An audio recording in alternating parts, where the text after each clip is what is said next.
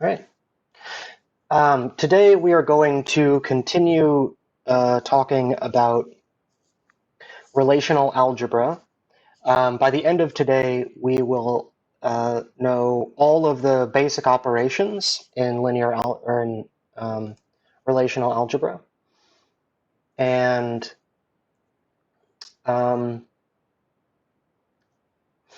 then in subsequent classes, we're going to be trying to use these methods in order to do queries on different relations. Okay, I'll remind you that relational algebra is an algebra on relations. So relations can be thought of as tables with named columns, and these relations can have entries. A single entry or a single row of the relation can be considered a point, or fine. So when we have a lot of data, we can split it up into lots of relations, where this particular relation only concerns itself with a small part of the data. And then if these different relations have a relationship with one another, then we can combine these relations together and return just those entries or just those points that we care about from these collections of relations. Now, if you have more than one relation, how is it that or if you have, for example, two relations, how do you do stuff with them? That's the algebra. So relations, they can be added together. That's a union. That's when you just sort of glue the two relations together. That's a union. You can do a difference between them. So you can take one relation and you can take another relation and subtract one from the other. And then the result would be the relation minus whatever these entries are that you subtracted. So this is what's meant by relational algebra. It's a set of operations that we'll be talking about. There's 7 of them altogether, and that will be the algebra of how to add them, how to subtract them, how to multiply them, like this. Okay, so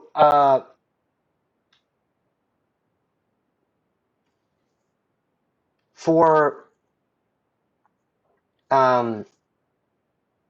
the entries of a relation, we're considering those to be points. And so these would be points in a set. So we have to talk some about sets. Here, for notation, we use the capital letter omega for the set of all things, or quote unquote, the world. Everything that can be is inside of omega. Everything else are subsets of omega. Sets are delineated with curly brackets, and the elements are separated by commas. Sets can have a size. That's how many elements are inside of them. Some sets can be subsets of other sets. That means if you have a big set, you can also have little sets that are contained inside of the larger set. You can have sets that are disjoint, meaning no elements in one set exist in another set. Like all of their elements are unique. If that's the case, then they're disjoint.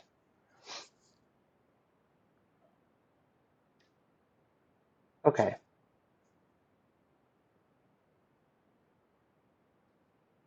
Yeah, let me give myself some more room here.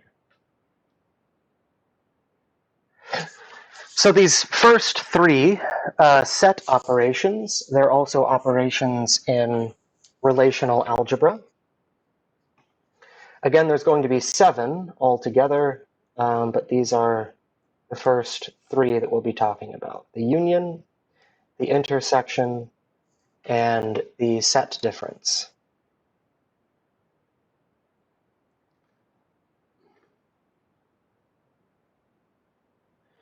Okay, the union of 2 sets, A and B, is written like this. That's the union. So A union B, and I'm going to introduce some more notation.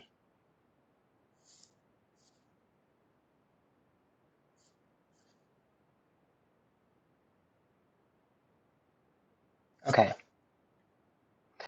So what this is saying is A union B is, first of all, it's a set.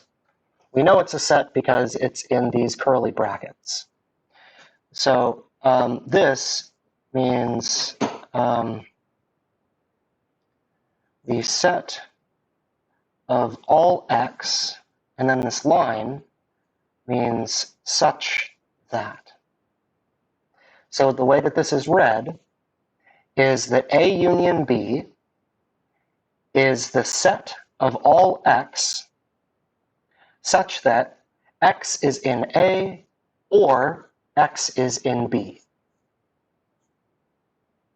So this is a concise way of writing that.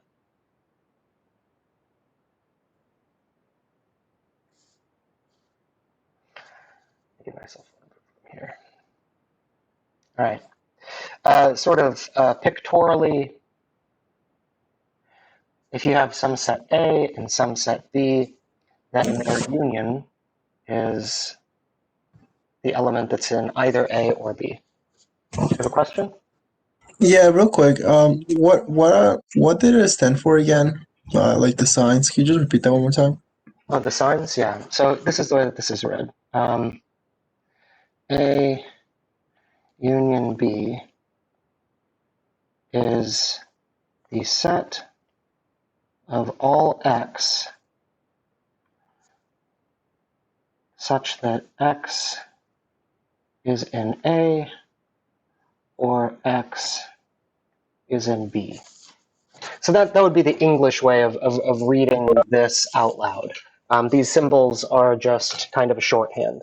And if you're, excuse me, describing certain sets, it might save you some time or space to write it this way.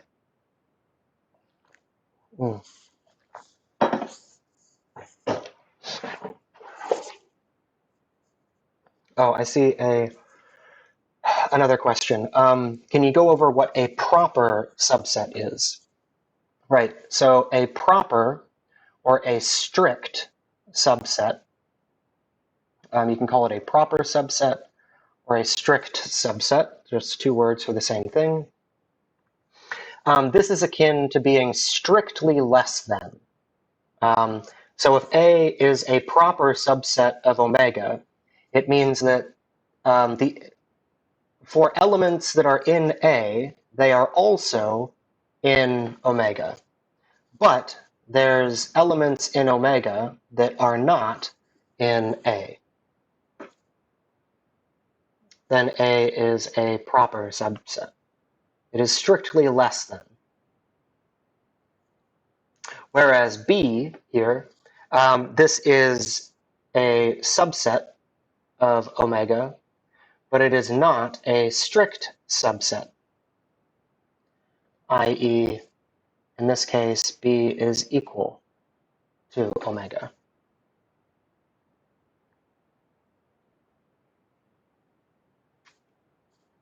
Okay.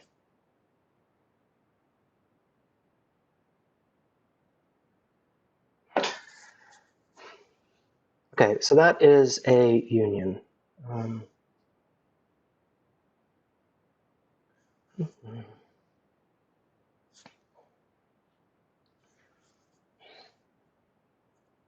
actually going to want to make this a bit smaller. Whatever. Okay, so the intersection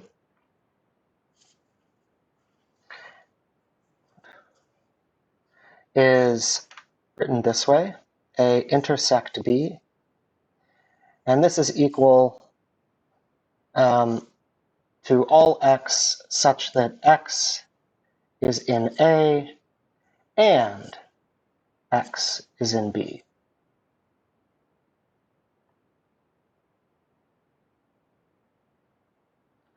Pictorially, if that's A and B, then the intersection are those elements that A and B have in common. Oh, let me give a quick example here. So for example, if we have the set 1 and 2, and we union that set with the set 4, that will produce the set 1, 2, 4. That's an example of a union. Of an intersection, say 1, 2, 3, 4, intersect 3, 4, 5, 6. The elements that they have in common are elements 3 and 4.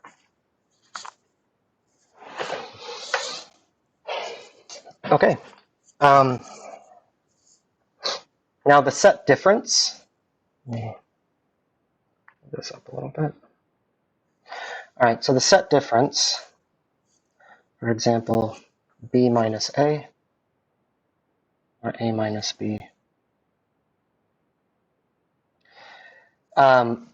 This is the set of all x such that x is in A and x is not in B.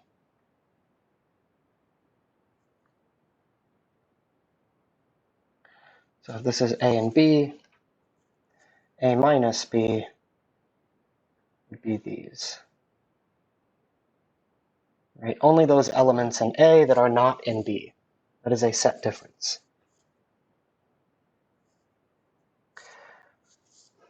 As an example, if we have the set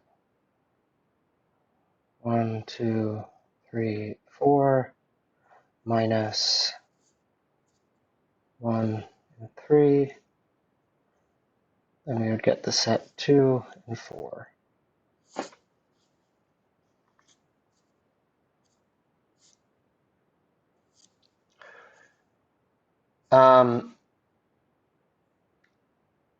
One thing about these three, and only these three, these work on the same kind of tuple. That is a schema.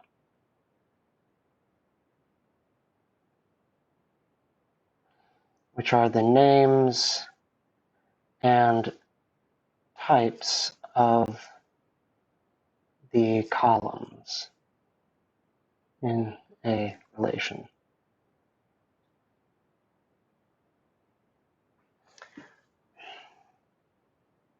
Okay, so in a relation, again, it's like a table. There's the,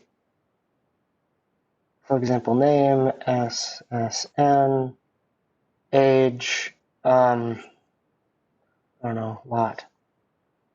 There's the names of the columns. So each of these are going to have a name. And then they also have a type. So this is of type string, this is of type int, age of type int, and lot is also an int, let's say. And so, for example, you could have John with his social security number and age and lot. Mary,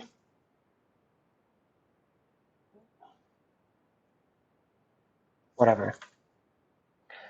This is the schema. And these are rows or tuples, or entries. Okay. So the same kind of tuple means that all of the types are the same. The schema of a relation is the name and type of each column. So when I say that they work on the same kind of tuple, that is to say, if we have A with these columns and B also with the same columns, and A union B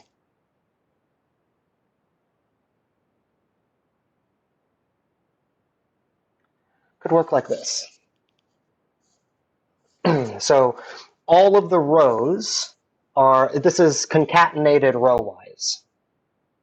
Okay, so you're taking this part A and putting it here, and then you're taking this part B and putting it on the bottom. For example, that would be one way to do a union operation. And this, you can do this because both of these are the same. If you had the letter C here instead of B, for example, then how do you union? Like, there's no real way to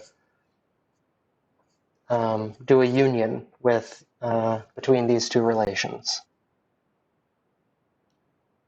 So for these relations, for these operations, all of these work on the same kind of tuple. Okay. Any questions about any of this so far?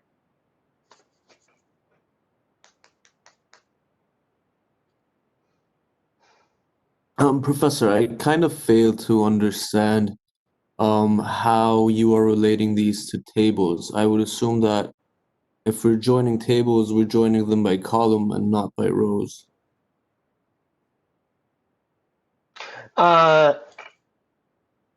Okay. I think you might be using join in a different way. We'll talk about joins. That will be the last. Actually, we'll talk about just the natural join. And so in that sense, if you join tables together, it's not row-wise like this. It is more column-wise. Just as a quick heads up, for this class, we are not going to be using joins. Or anytime we want to do a join, we're going to be doing it with lower level operators.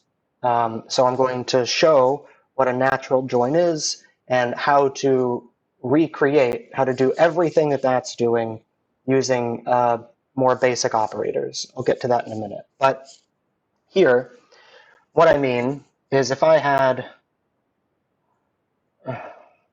these two tables,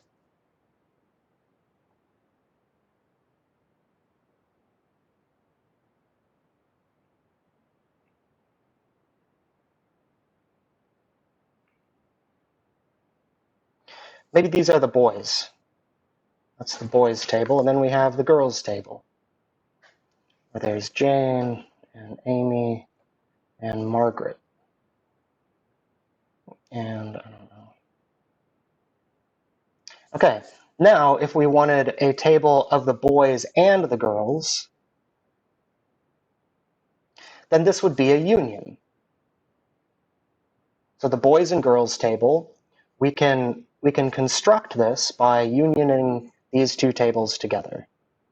So we'd have name, age, and now in this relation, there would be John and Bob and Jane and Amy and Margaret of age 18, 17, 20, 19, and 19. So it's in this sense, I'm sorry if I use the word join, but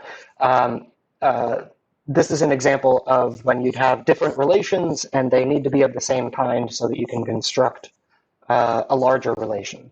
That would be unioning them. That's adding two together. So this is like addition in a Right. sense. I misunderstood what was happening. Thank you. Okay, yeah. Okay, yeah. So this is called algebra, right? I mean, you're familiar with algebra, 1 plus 2, that's 3. 3 minus 1 is 2. 2 times 6 is 12. 12 divided by 3 is 4, right? This is algebra. Algebra with, algebraic numbers, with numbers. And it has certain operations. There's a plus operation, there's a minus operation, there's a multiply, there's a divide. There's different operations in algebra with numbers. This is algebra with relations. And so that's what we're going over now, are like, what are these operators? And what do they mean when you're not dealing with numbers, but you're dealing with sets? And for example, addition, with sets, this symbol doesn't exist, the plus. So you can't say, John plus Paul with sets. The plus doesn't mean anything.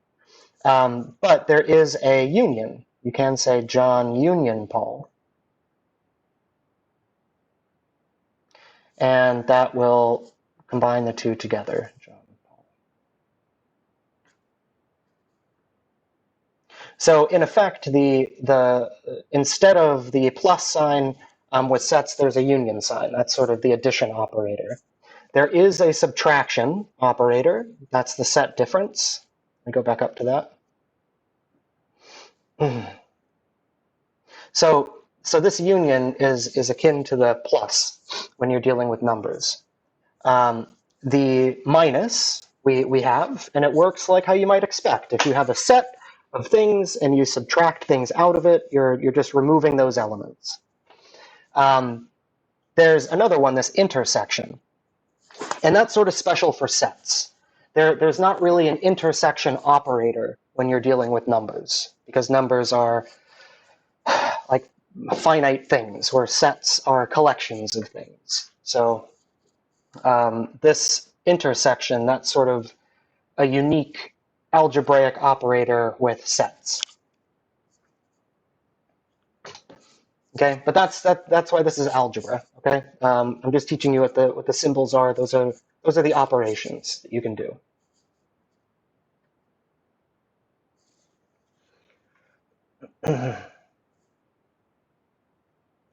Okay, this next one is probably the most complicated.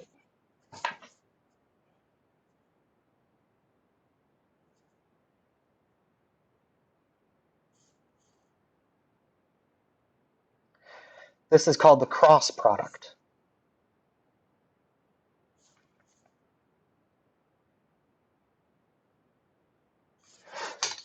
First of all, I'm curious, does anybody here already know how to multiply two sets together?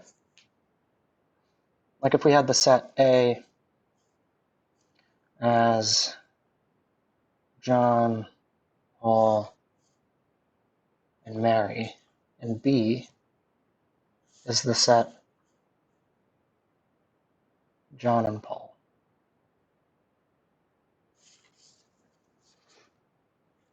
What is this? Does anybody know? Like John times John and then John times Paul. And then since there's another John times Paul, you don't have to do the Paul to John again. Okay. Yeah, sorry, your mic is a little scratchy, but start saying that again. So would it be John times John? Okay. So you're saying John and John. Okay. And? And then John times Paul. Okay, and then John times Paul, right? And then since there's a Paul and John already, you would just like leave it. No, that part not quite right. So you would have to do Paul and John again? Yep. Mm-hmm. And then you do Paul and Paul. Mm-hmm.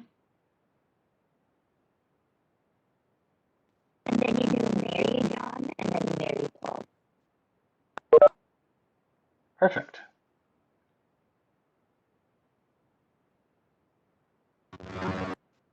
Wonderful, thanks. Yeah, so this is the cross product.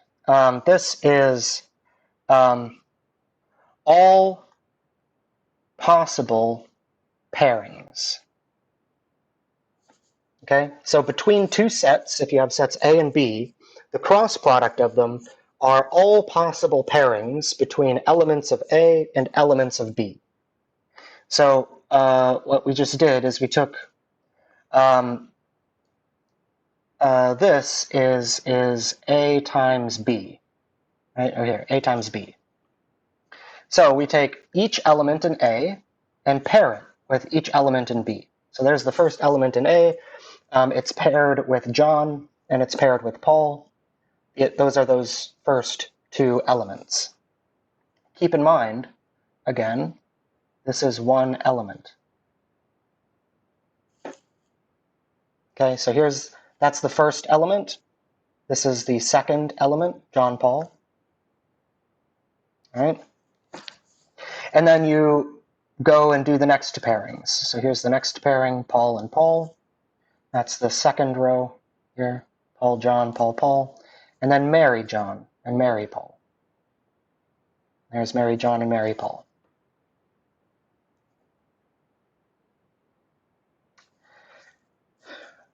Okay. Now, there's some subtleties here that are worth noting. But first, I want to say that well, I want to ask, do you think that this is true? Is B times A, does that have to be equal to A times B?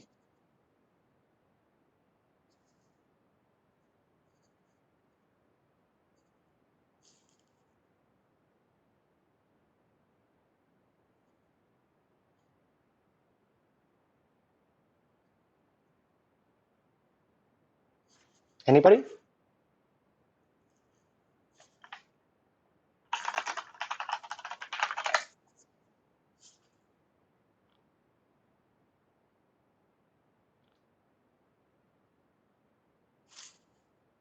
Aren't they the same? Yeah, that's the question. Yeah, so it doesn't always work like this. It depends, but in this case, yes, it works just like the multiplication of numbers, where if you say 2 times 3, then that might correspond to adding 2 to itself 3 times, which is the same as 3 times 2, which is 3 plus 3. Right? Like these, whatever, it doesn't matter which order you put them in, they're going to be equal. In this case, they are also equal, but that shows in some subtlety. So, yeah, Ariel, because you mentioned this, can you help me write down what this is? B times A? Yeah. So would it be John, John, Paul, and then John, Mary?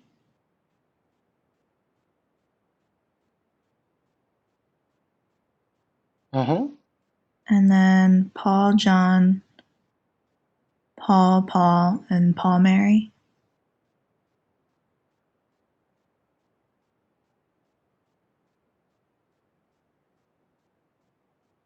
Excellent. Thanks. Okay, so there's the set B times A. And if we want to know if A times B equals B times A, let's look through them. So here we have John, John. There's John, John. There's John, Paul. We have John, Paul. Paul, John. We have Paul, John. Paul, Paul. There's Paul, Paul. And now these two, Mary, John. Well, we have John, Mary, And here we have Paul, Mary, and here Mary, Paul. So let me switch the color here. Here is Mary, John, and this is John, Mary. And so here, these are considered the same. The same thing with these, Mary, Paul, and Paul, Mary. These should also be considered the same.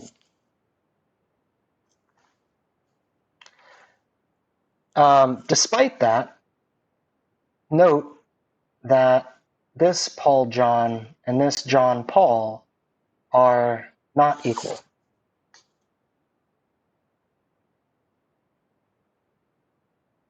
So I can't really say that order doesn't matter, because sometimes it does matter. But between sets, order doesn't necessarily matter.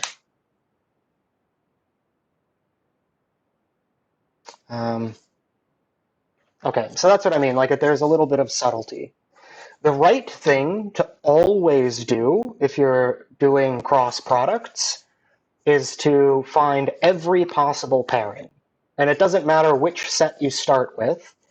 Choose one, find all possible pairs. By the way, for B times A,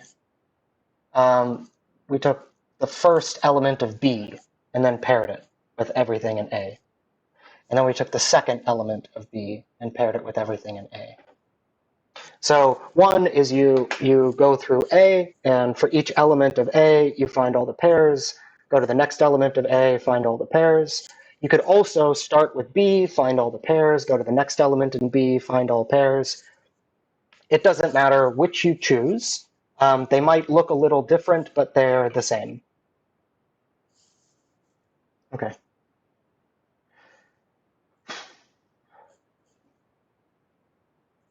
What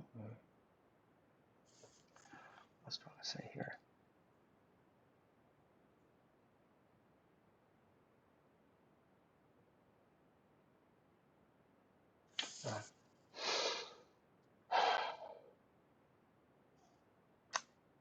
Let's see. So let me make that a bit smaller.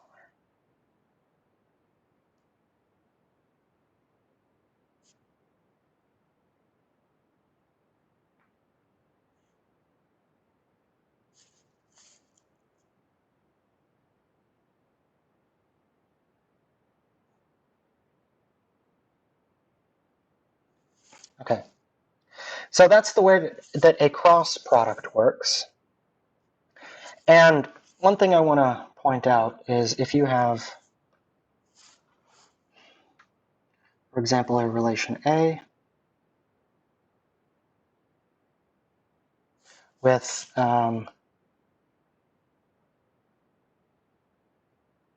these column types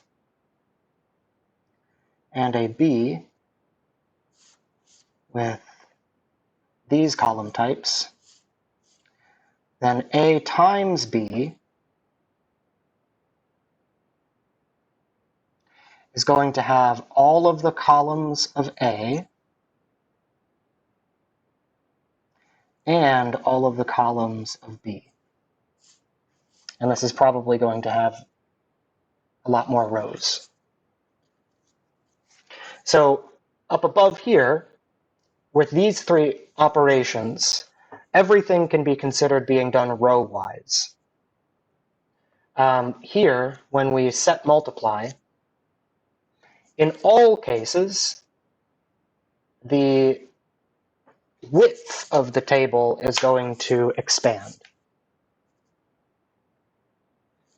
That is also true if A and B are of the same type. That doesn't matter. A, B, C. If these were of the same type, then this table would just get a little wider. And there'd be ABC and ABC, be repeated. Okay, so multiplication always results in expanding the width of the table.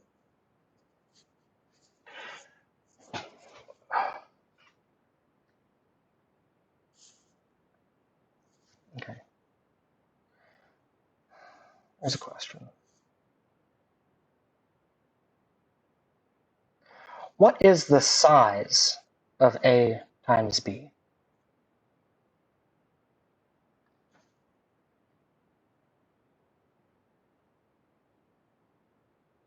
Let me pick out, how about Ferna?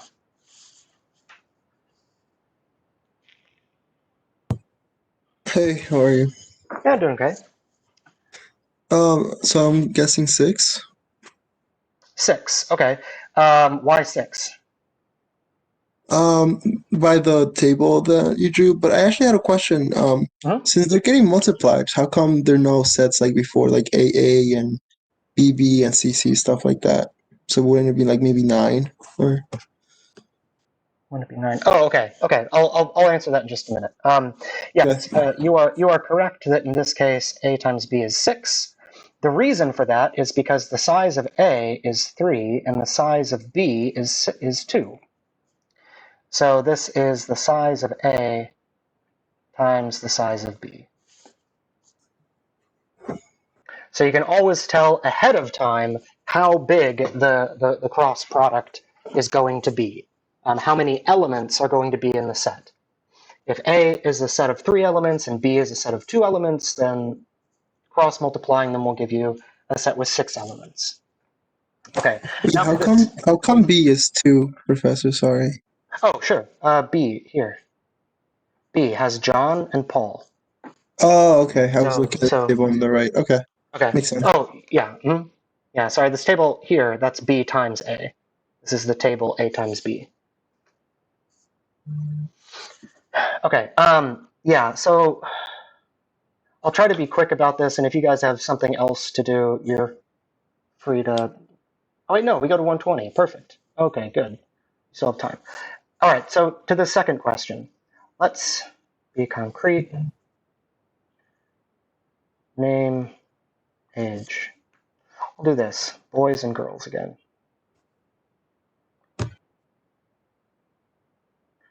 Name, age.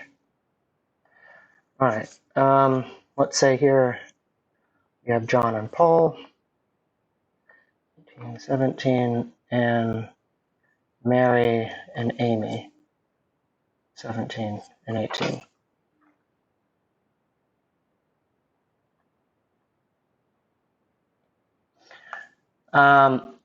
Anybody want to help me fill out this table? What's boys times girls?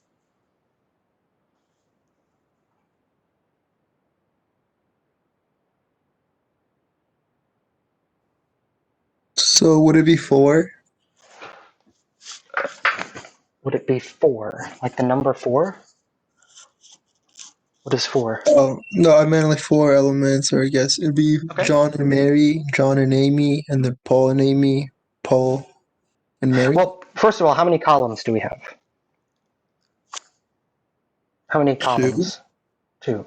Oh, 4. 4. Um,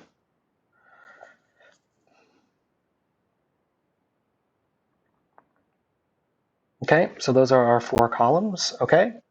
And what's the first row? What's the first element here? I'm guessing one like a boy-girl combination. I'm not really sure. Mm-hmm. Okay, yeah. Well, it's all possible pairings. So you take the first row of boys and pair it with each of the rows of girls. So what would the first row look like? So John and Mary, John and Amy. Yeah, so John, who's 18, gets paired with Mary, who's also, who's 17. And then John, who's 18, gets paired with Amy, who's also 18. Okay? Hmm. And then? So then Paul 17, Mary 17, and then Paul 17, Amy 18. Yeah, perfect.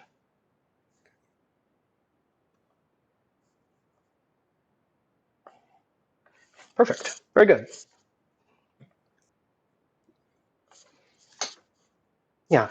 So it's in this way that, I mean, even if these are of the same type, the result is going to be wider. Because this name column is different than this name column. They have the same label, but they're sort of two different columns. This is the name column that came from the boys table, and that's the name column that came from the girls table. And that's how cross multiplication works. These tables can get very, very big. For example, if A is of size 1 million, and B is also of size 1 million, if the size of A is 10 to the 6th and the size of B is 10 to the 6th, then cross multiplying these two together is going to be very big. It's going to be 10 to the 12th. So cross multiplication is a very expensive operation to do. But sometimes it's unavoidable. Like, yeah, you got to pair things together. So, okay. Note.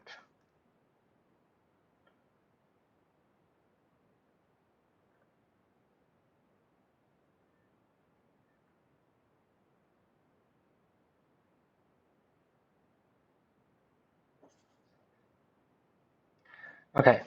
So this is probably one of the most complicated operations, the cross product. The union, the intersection, the set difference are sort of straightforward. The cross product takes a little bit more work. I apologize for the mess on the screen, but oh, why does B have ABC? Oh, I'm assuming you're asking about here. I was giving an example about how even if tables A and B have the same type, the result of a cross multiplication will still be a concatenation column-wise of their types.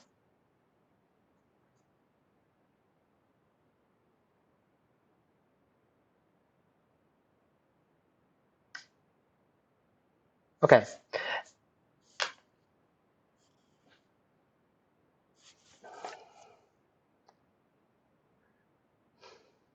Oh.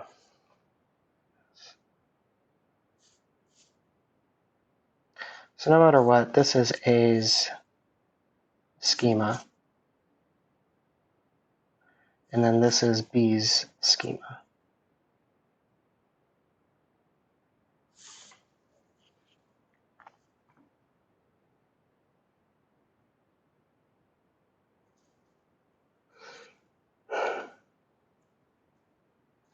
All right.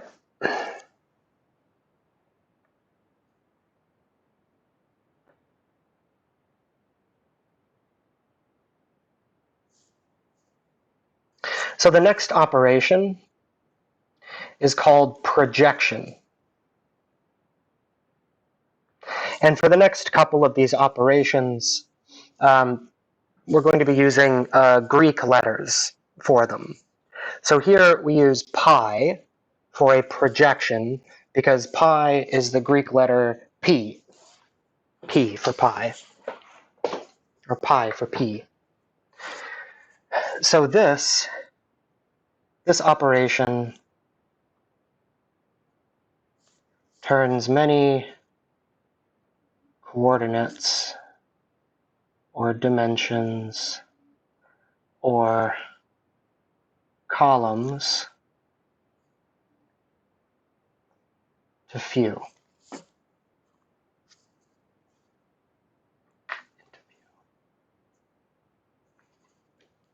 Okay, so here the word coordinate, the word dimension, and the name column are all the same things.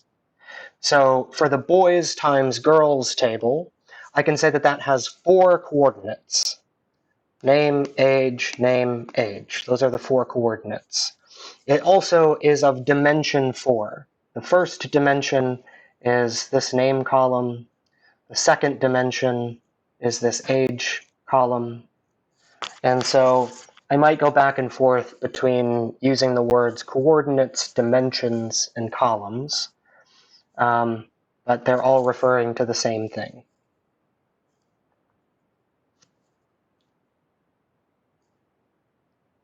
Okay. I'm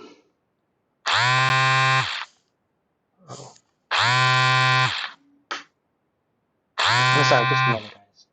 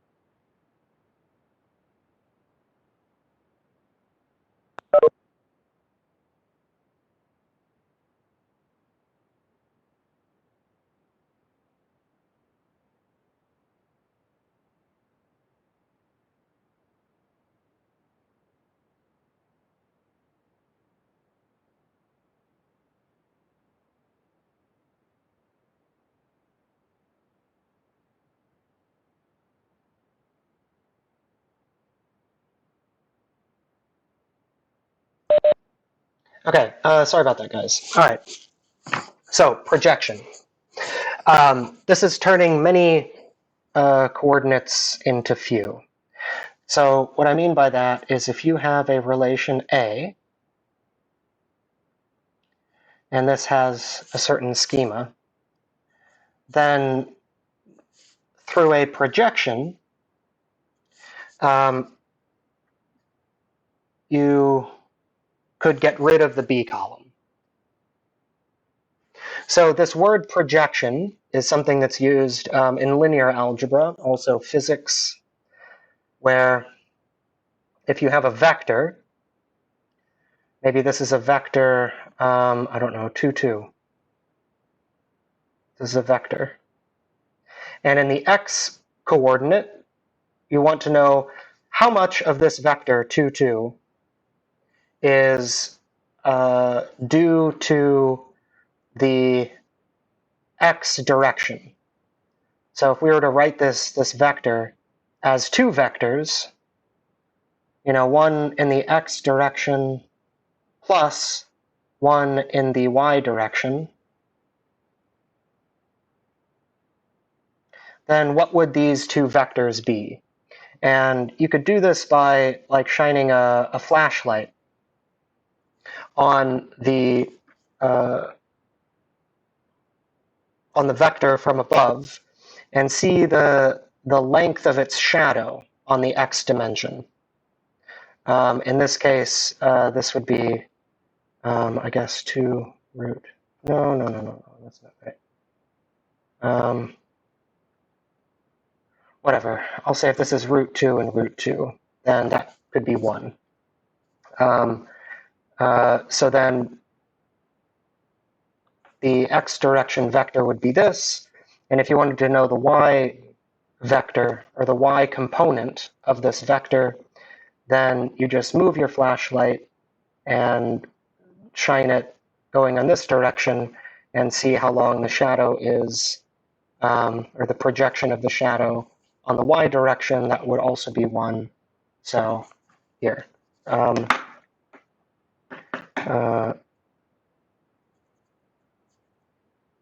Yeah, fine.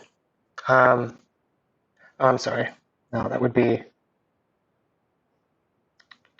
yeah, if you didn't know what these were. This would still be 1, 1, actually.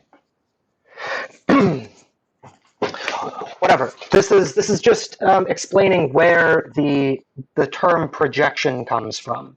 You have something, in this case, the tuple, or the row, let's say John, who's 18, in lot 2, this could be considered a vector of dimension 3. It has a name dimension, an age dimension, and a lot dimension.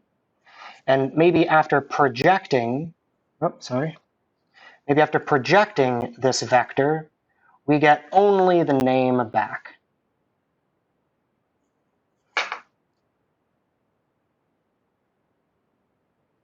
So that's why it's called a projection. The number of dimensions always decreases. And yeah. So the reason that we'll use projection is because oftentimes a relation will have information you don't really care about. So it acts like a filter. You can just get rid of those columns that aren't important to you.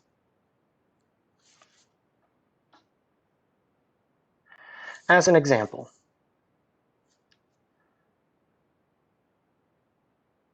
I could make a projection to keep the first coordinate. And this is a function. So we'll put its input in brackets, or in parentheses. And the input for this is a set.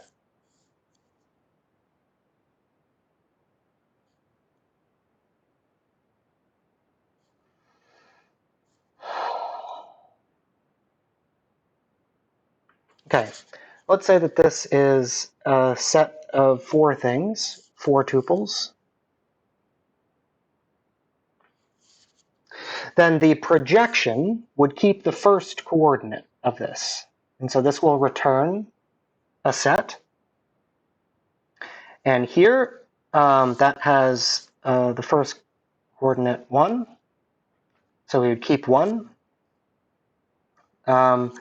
Here, after projecting, we'd only keep the first coordinate 2. Here, we project, and we get the number 1 again.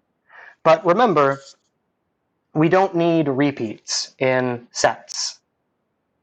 So 1 is already in the set. It doesn't need to be added again. So I guess we have that counted. And then here we'd have the number 3. Okay, so that's a projection.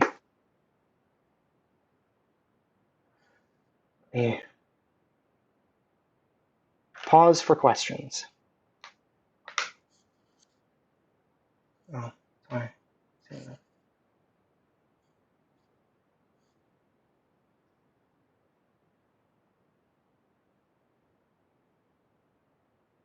No questions?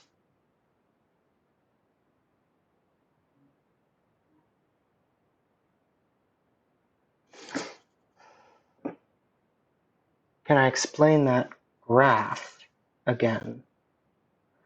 This in red, the projection one. Yeah, in red, is that what you're calling the graph? Okay, yeah. So it's just a little diagram to help you remember, I guess. So what this means is if you took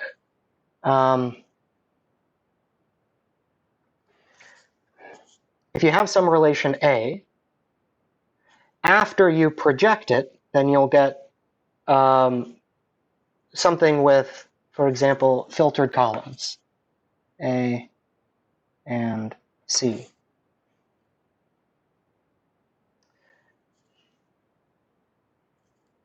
Yes.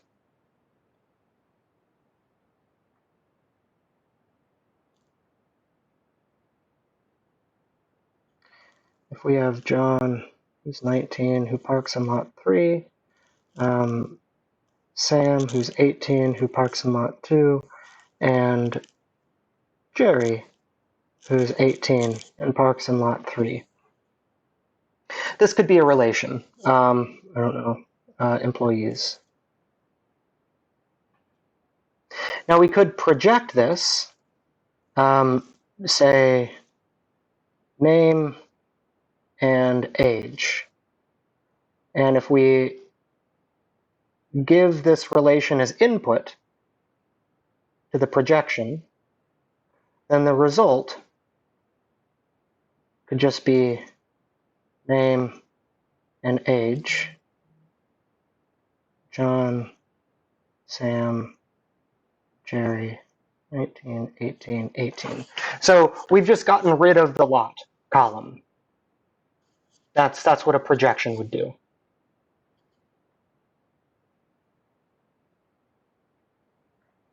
So, I don't know, this here is just a little bit more abstract.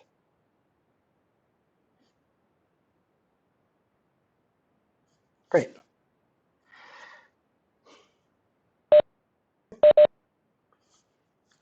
Okay. The next one is select. And this is using the Greek letter sigma. This is not an O. It is not the number 6. This is the lowercase sigma.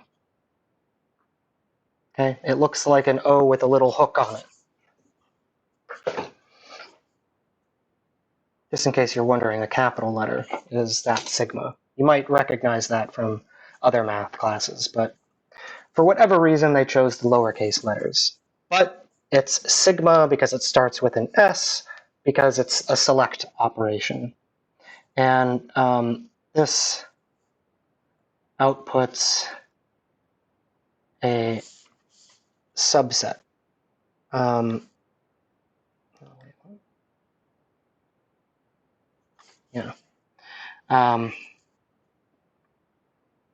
Keep the tuple or not. Keep the tuple. Keep the entry. Keep the row. Same thing. Okay. I don't know. Here, if you have some schema, after putting it through a select, you'll get the same schema back, but with fewer rows. So maybe we keep that, we keep that, we keep that, we keep that, and we don't keep these. So these rows get deleted.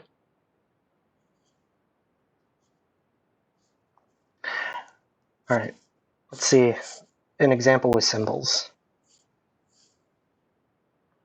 So if we want to select when the second coordinate is even of this set,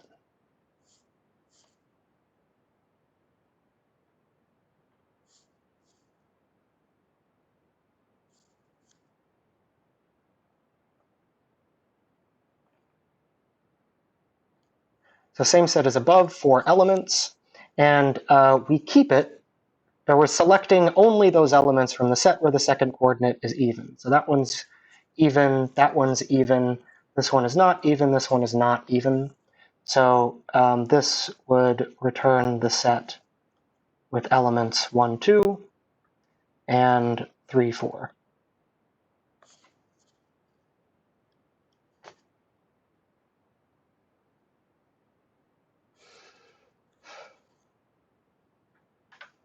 Okay, Oh, I'm sorry. There's one more that's really quick. Let me do that really fast. This one's really not that interesting, but necessary. This is the rename. So this is just a way to rename a row. Speaking of which, that's the symbol for it, and that is the Greek lowercase r pronounced row.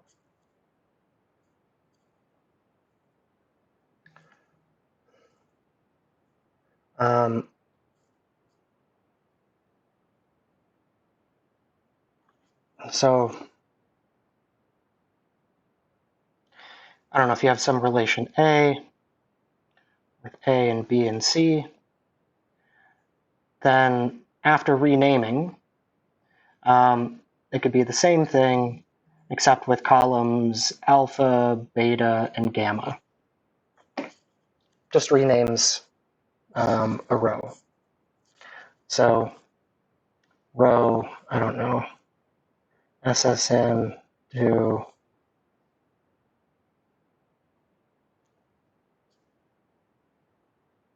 employee SSN with some relation R.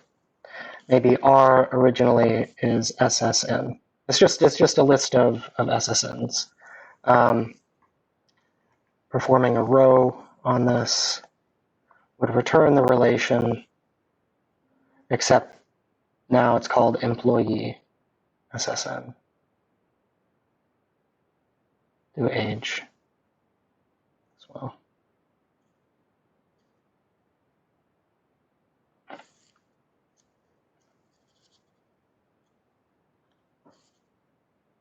Okay, so that one's a pretty simple operation. The rename just renames a column. That's all. Okay, so let's go through these again really quickly. These are the seven.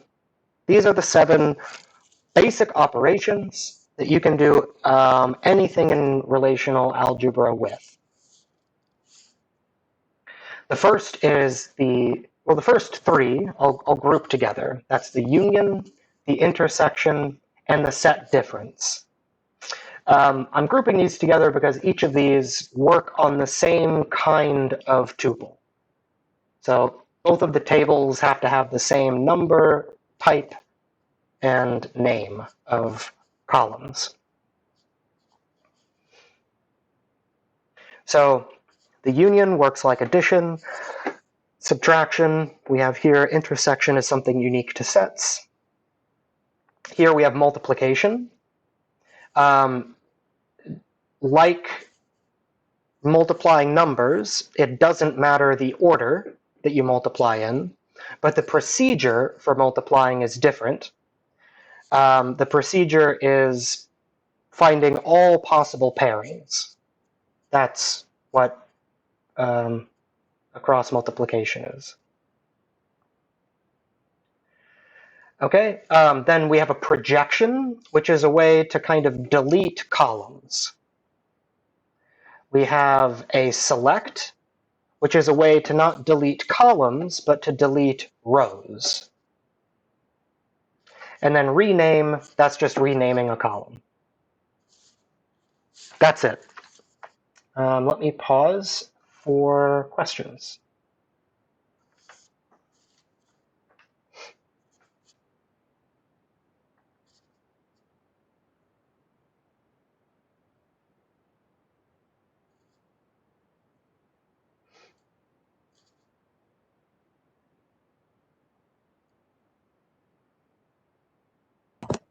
Hey, Professor, I have a quick question. So between 5 and 6, can you explain like a little more like the difference between them? Because it's just going from many to few, or Yeah. never mind. It just picks the tuple itself, right? Yeah, so 5, you can think about that as deleting an entire column. So here in red, if we had some relation with columns A, B, and C, you could project it and delete the entire column B.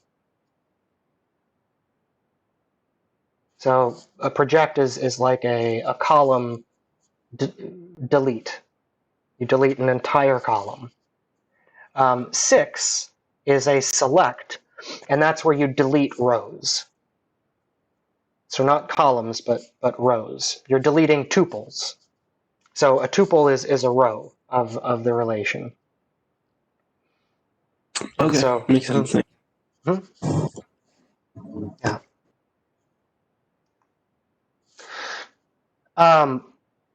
We are going to. Okay. Well, first of all, I want to make sure if there's any more questions about these operations.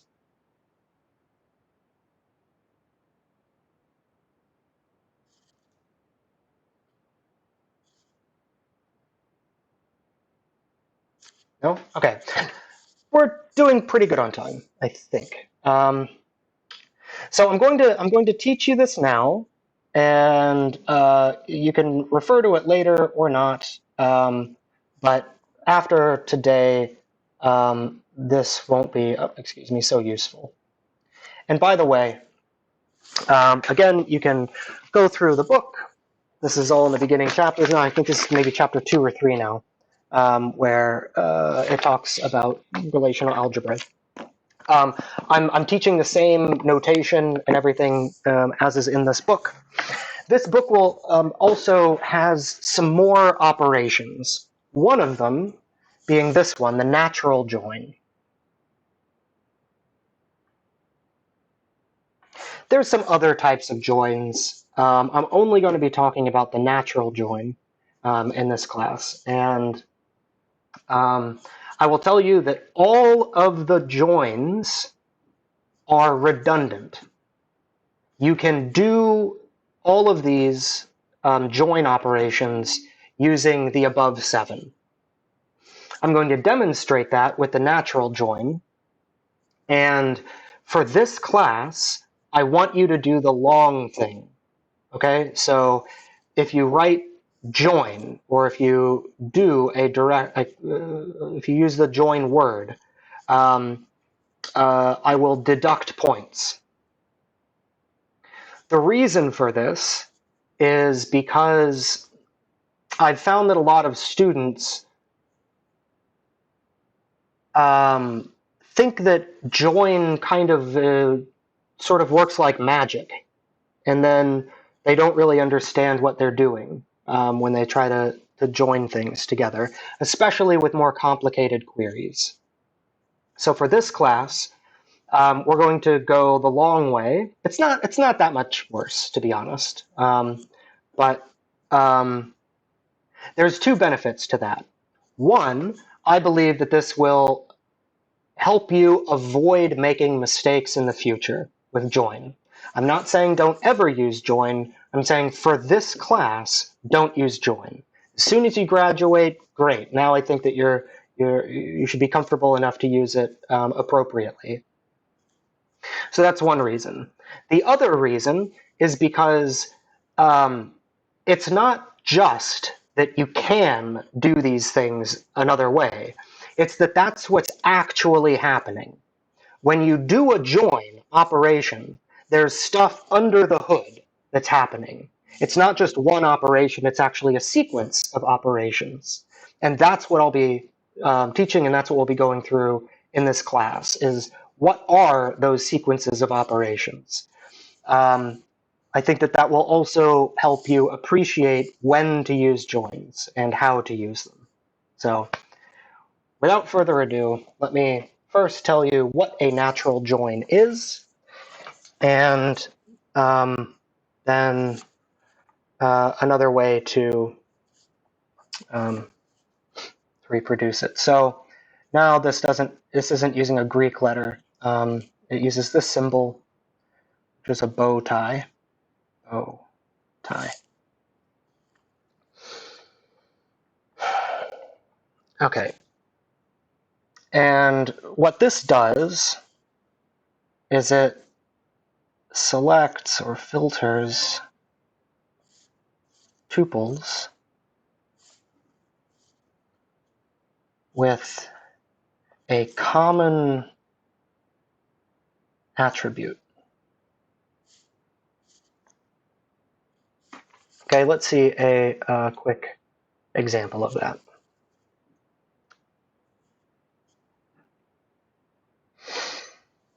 if we have some relation A with, I don't know, name, age, and some B, name, OS.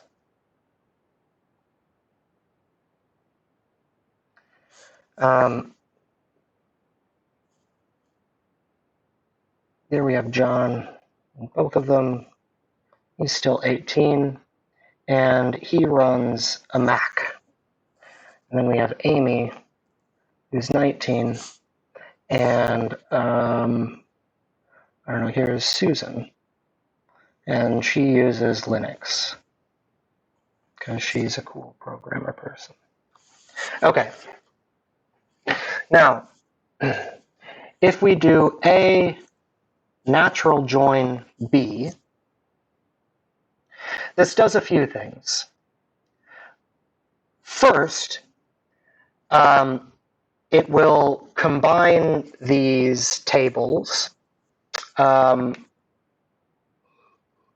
horizontally via their attributes. So this will have a name column and an age column. And instead of having a name and an OS column, the natural join recognizes that these two are the same thing, and so it will get rid of that. It'll get rid of the repeated one.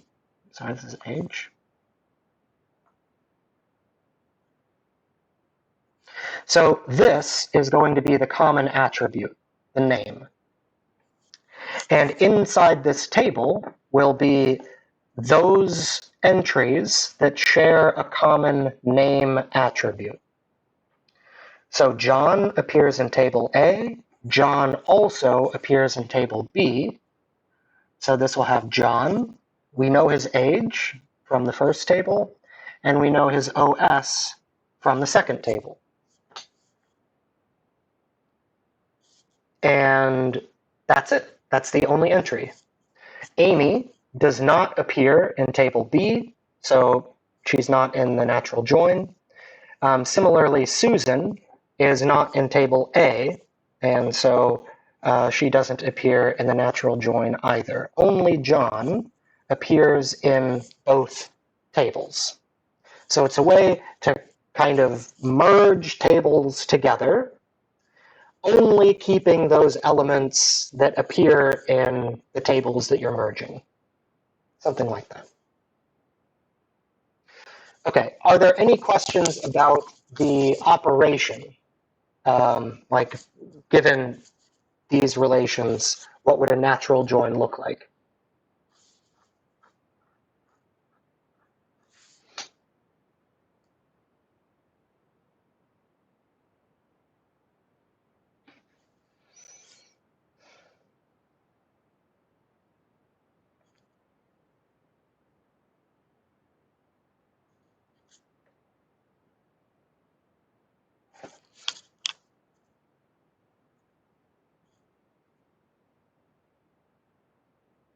No.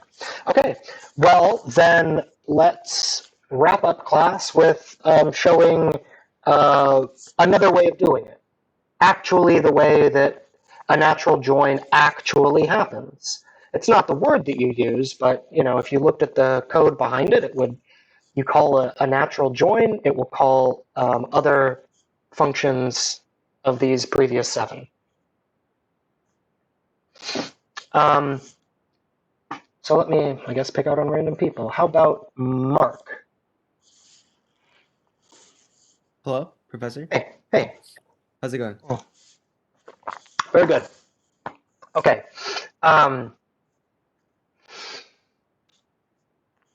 Besides the natural, okay, so what we want to do is we want to be able to take these two as input and go through sort of maybe a multi-step process to arrive at this same relation.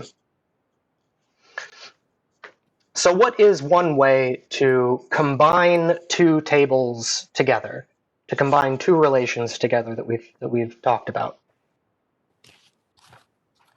Using the operations that we just discussed in class, or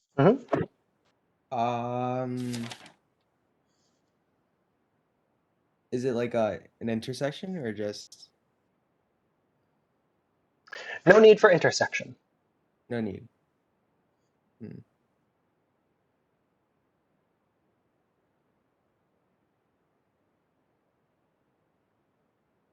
I'm not too sure, Professor. Okay. Let's see. Let's do a cross multiply. Okay. So if we cross multiply A and B, so if we do A times B, what does that relation look like? So in terms of just like, yeah, we'll just look at John and we would do like all possible pairings. Okay. So it would be like John, Susan, John, Amy, Susan, Amy, John. Okay. Is that all that's in the relation? And I guess like the tuples would be name and Mm-hmm. name, age, and then that would be like the A schema, and then the B schema would be name and OS. But since name is already there, we would just I'll get there. Yeah. Okay. And so then we'd also need their ages, right? Yeah. And their OSs.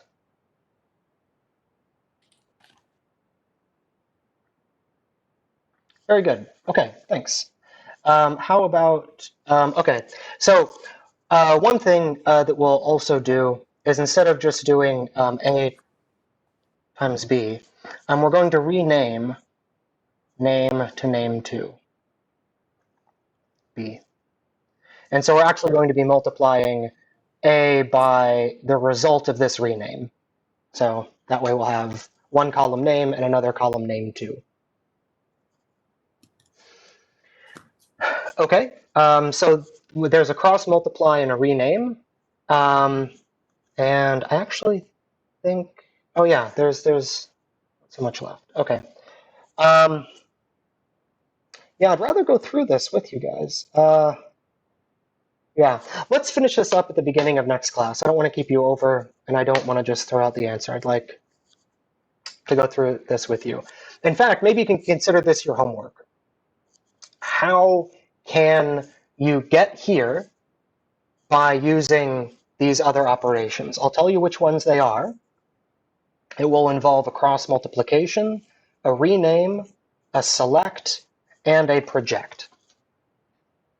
With these 4 operations, you can do a natural join. So try it out, and I'll see you guys on Friday.